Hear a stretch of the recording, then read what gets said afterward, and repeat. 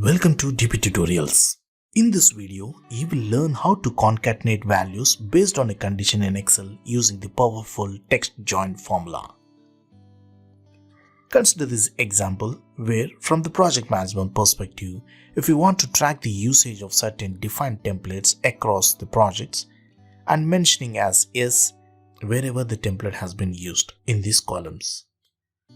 And if you want to get the result in the last column as comma separated values of the template names wherever the template has been used, you need to go to cell J4 and type the formula as equals to TEXTJOIN, open the parenthesis, in the inverted quotes give comma, which is the delimiter that we want to use, comma, true signifies that you want to ignore empty cells while joining, comma, if, open the parenthesis, B4 to I4 equals to S, comma, B3 to I3, log the row, comma, give inverted quotes and close the parenthesis.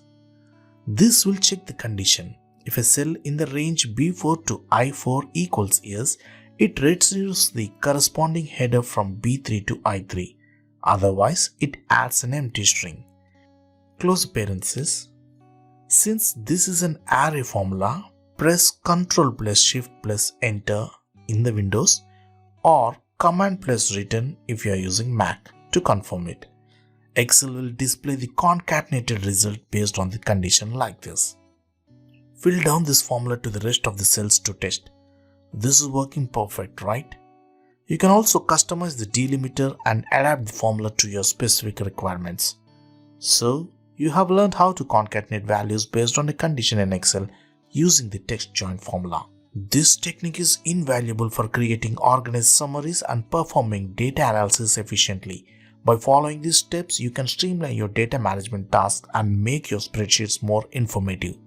Thank you for watching and remember to subscribe to our channel for more insightful Excel tutorials.